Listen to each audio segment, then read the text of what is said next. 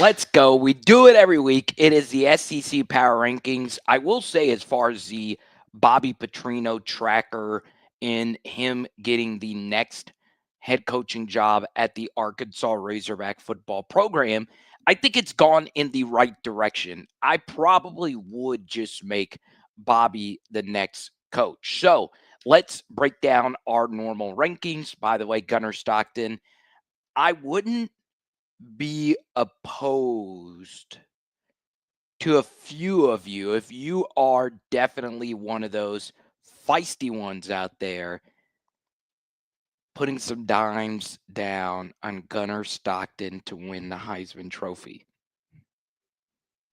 Just a thought.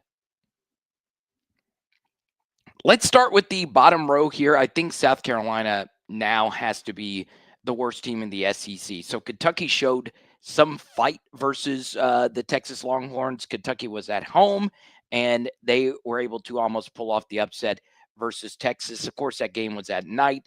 Night games at Kentucky can always be weird, but still, I do think South Carolina getting blown out by Oklahoma. I think it's pretty clear right now that South Carolina is the worst team in the SEC. And then, by the way, these were our rankings from last week. We get to here. I will put Kentucky still second to last. You can make a strong case that they should be higher. I feel this C tier is fine. Obviously, when you look at it from an offensive vantage point, Arkansas is definitely better than Mississippi State. So I'll move it around. They're more entertaining. So there you go. Mississippi State, of course, losing a close one versus the Florida Gators. And I know you should never say this as an SEC football commentator. I still haven't really sat and watched that game. I've watched every other SEC game over the weekend, and that's a good thing. We want so many games that we can't even get to all of them. I watched a few highlights, and that's about it. And obviously, the big story over the weekend wasn't anything that happened on the field, it was everything that happened off of it. So now we get to this tier. I think you do have to put Auburn behind Florida, and I do think you have to put LSU right here. I think that's about where many of us would put it. Obviously, Auburn and LSU, they have better talent than Vanderbilt, but the coaching for both of those teams are absolutely positively atrocious. I do think because LSU did win a head to head to Florida, you would put Florida behind both of these schools right now. But then again, these are our power rankings, right? This is not a resume ranking. So I do think if LSU and Florida had to play again, I would probably pick Florida to win the game. That's how badly LSU has been playing as of late. So then we get to where it gets really interesting. You're in this kind of middle tier of the B tier. And I do think if we were to appropriately tier these teams, I do think the way Vanderbilt dominated LSU this past weekend, and it was only a one possession game, still it was just by looking at the eye test, Vanderbilt controlled a good bit of that game. I could see a strong argument being made that LSU, Florida, and Auburn should be in the C tier. But I do think these three schools are still better than Arkansas and Mississippi State. So we'll leave it there. I am going to move Vanderbilt ahead of Oklahoma. I am. Mostly because Pavia is fully healthy. I do think Vanderbilt is still behind Texas, even though Vanderbilt is a more entertaining watch. Vanderbilt still has a far better offense than that of Texas. I do think the Texas defense, though, is still something for real. And I'm fine with keeping Missouri ahead of Texas in this spot. Missouri, of course, only has one loss. Texas has two. Missouri did not play that well, but they were able to get it done on the road versus Auburn. Now, do I want to put Missouri, Texas, or Vanderbilt up on this tier two next to Ole Miss? The answer to that is probably no, but I will tell you that It's time to move Tennessee down. I do think you need to move Tennessee behind Ole Miss. Tennessee was thoroughly beaten by Alabama this weekend. The scoreline indicated that 37-20. Tennessee, the ugly part of Joey Aguilar being your quarterback, showed up and showed out. So I would put Tennessee behind Ole Miss here. Not by a lot. I'm still really high on this Tennessee team. But you saw this past weekend how important the trenches are. The Tennessee pass protection did not do the same thing as the Alabama pass protection did in this game. And once again, the Aguilar pick six, the Aguilar safety were big mistakes.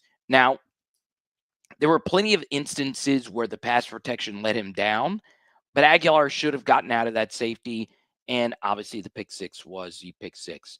And then we get to the big three: Alabama, Georgia, Texas A&M. They all belong to me in the elite tier, and I do think we still have them labeled properly. Can you make a case that Texas A&M should be ahead of Georgia? Sure, but I'm probably making some movement here if A&M does go on the road at night and beat LSU as Georgia goes into their second bye week. So I am going to keep Georgia at number 2 and A&M at number 3.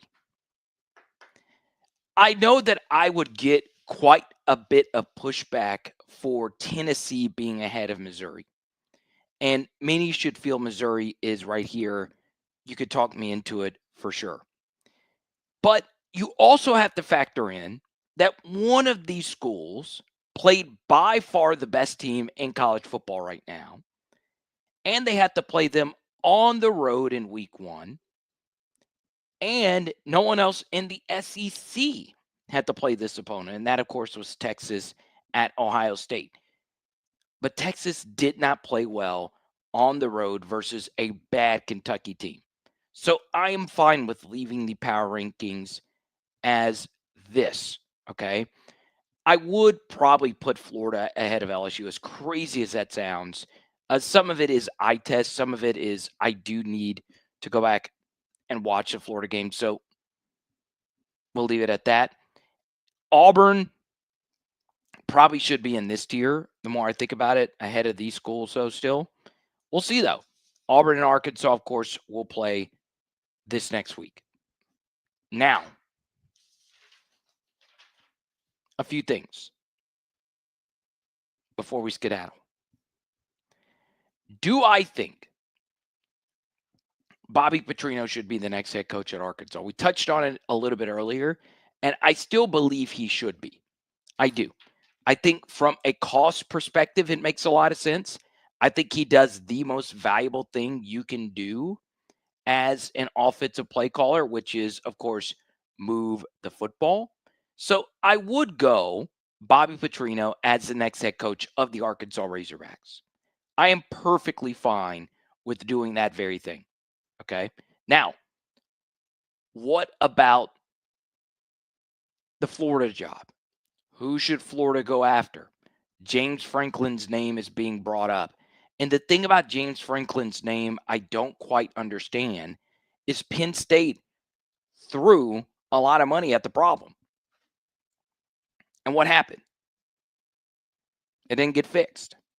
So do you think James Franklin, with the Penn State schedules being far easier than what they were, or what they would be in a 9-game SEC, where James Franklin, who has an offensive background, where the thing that held Penn State back was the offense, do you really think he's going to come in and fix Arkansas, or that he's going to come in and fix Florida with $50 million in the bank and not really anything needing to prove short of actually winning a national championship? I would not do that at all. I would not do that. I am staying away from James Franklin because he should have never been fired from Penn State. Not saying that Penn State made the wrong decision. It's just the opposite. He should have never have coached this team so bad to where we are with him right now. And College Game Day gave him basically a blank slate for him to share whatever he wanted to share. So James Franklin was such a colossal failure these last couple of seasons at Penn State, where that sounds like a hot take, but the two playoff games that they won, well, they were against SMU, where Penn State got to play at home and they got 2 pick sixes, and it was against Boise State. I'm not sure if either of those teams would have been a top 5 team in the SEC last year. Then, of course, never beating Ohio State, never fielding elite offenses despite having all these great players. I'm just staying away. I'm just staying away, especially knowing what it would cost.